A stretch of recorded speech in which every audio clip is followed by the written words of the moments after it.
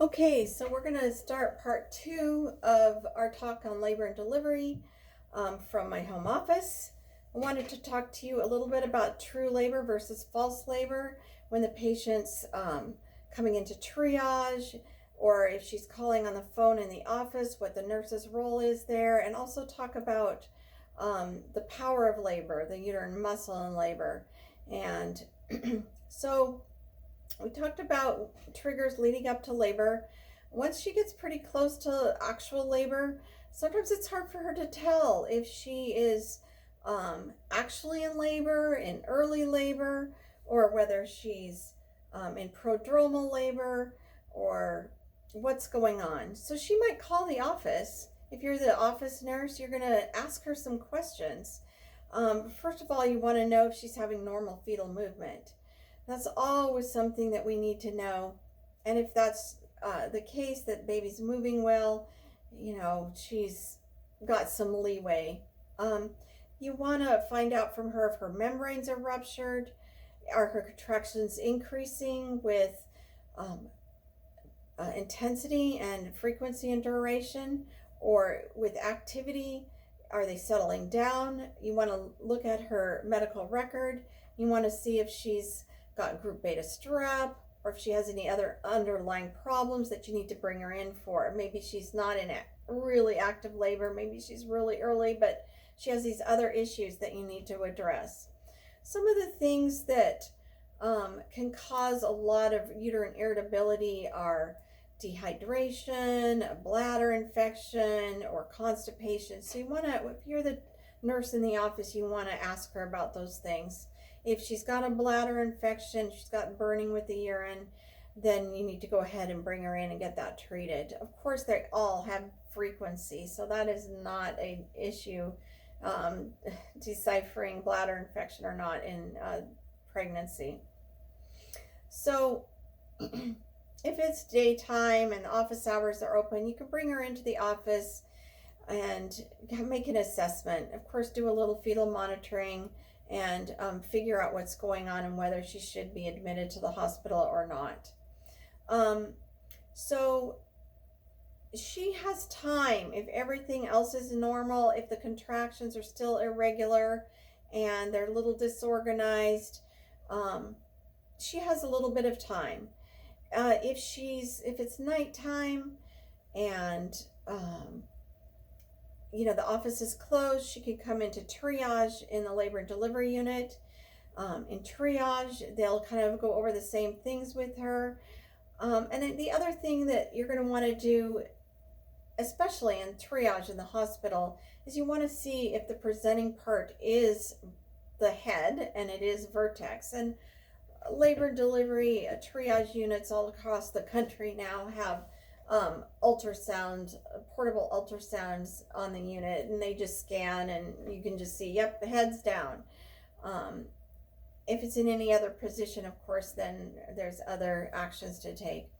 You could also do the old-fashioned Leopold's maneuver, where you palpate the baby and you see if the head is down below or the head is up above. But the gold standard now is you just take the ultrasound and look and confirm, yep, head is down. If she's in actual labor, her contractions are going to become more regular. They're going to become longer and stronger. Her contractions are closer together. She becomes obviously more uncomfortable, but the big thing is that there's cervical change.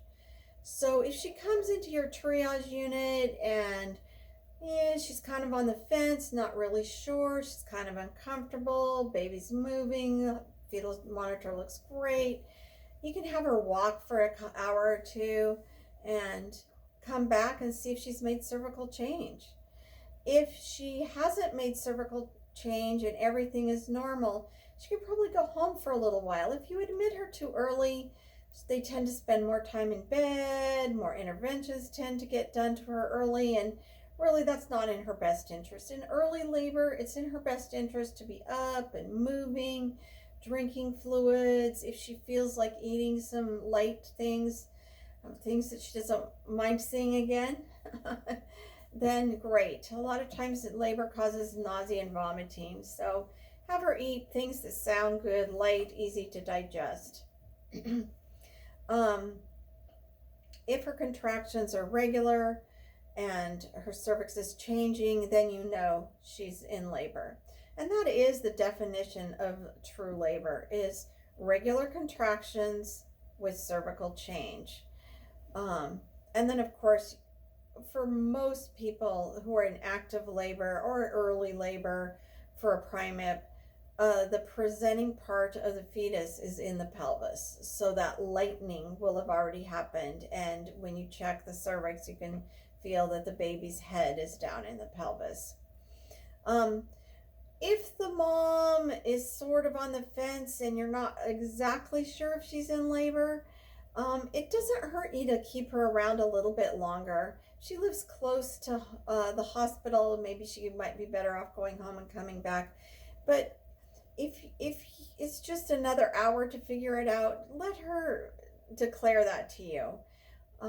You don't want to send her home and then she comes back in rip-roaring labor in tears. I wanted my epidural and she's 8 centimeters, and that's not maybe what she wanted. So find out from her what her birth plan is, what her preferences are, and kind of help her makes this decision with you. And then the final decision is the licensed providers, where they're going to go over your assessment data and your monitor strip and the information that you've gathered, and yes, admit her, or no, let her go. But most of the time, once you're a working member of the team, they'll pretty much go along with what's determined by your assessment findings and what the patient's desires are. Okay, so let's say she has been admitted to the labor and delivery unit. Let's talk about the process of labor, and let's talk about the power of labor. So, the factors involved in labor and delivery are your powers, which are your contractions and the maternal pushing. We'll talk about that in a minute. They're your passenger, which is the baby, the passageway, the pelvis, and mom's psyche and her positioning. Those are kind of the factors that go into her labor progress or lack thereof. So the powers of labor, let's grab our uterus again. So the powers of labor basically are the uterine muscles. The myometrium is the uterine muscle fibers. And the contractions sort of build up and bulk up to the top of the fundus of the uterus and push down. This bulking up and whatnot can also be felt on the outside of mom's abdomen. You can feel that abdomen rise up with the contraction. Those muscle fibers bunch up to the top and they push the baby down. And at the same time they're pushing the baby down, they bring the cervix up. And these fibers up here squeeze really hard, and these fibers kind of in the lower uterine segment, these fibers sort of relax. So they allow that baby to be pushed down so it doesn't have to fight against itself. These contractions are measured in frequency, duration, and intensity.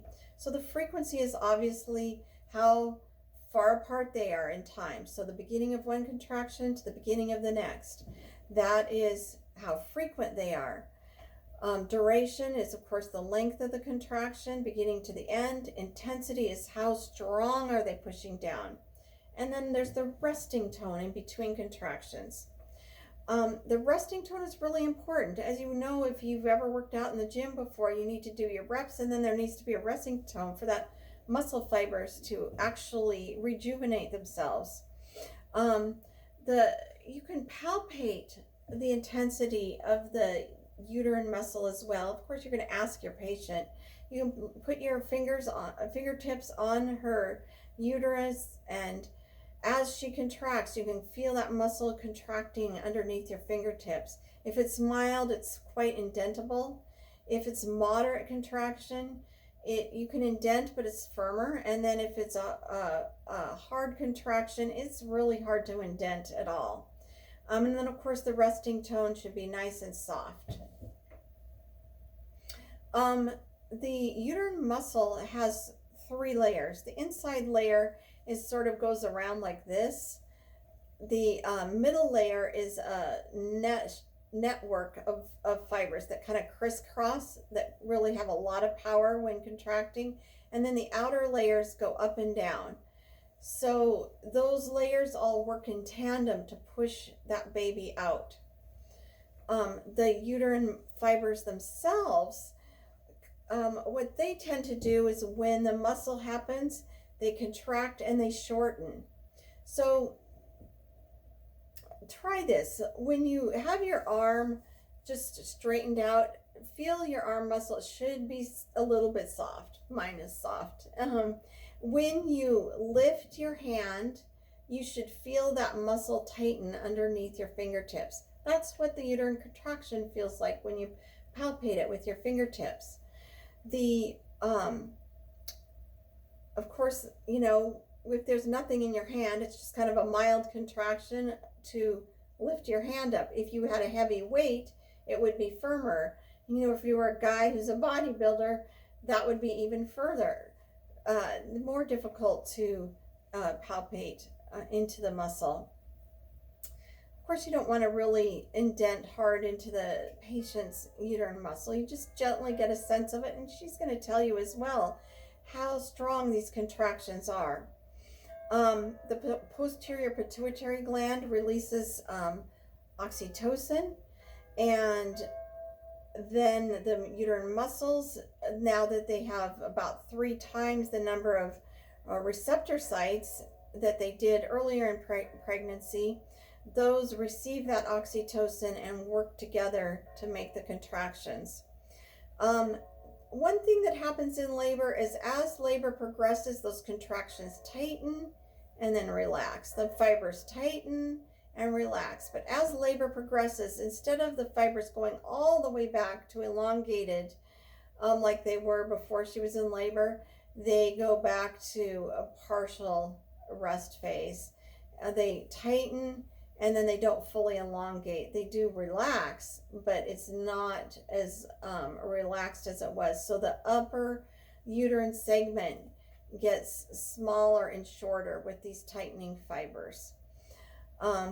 Okay, so I think that's about all I wanted to say at the moment on the powers of labor. Let's stop there, and then we'll come back and talk about cervical changes.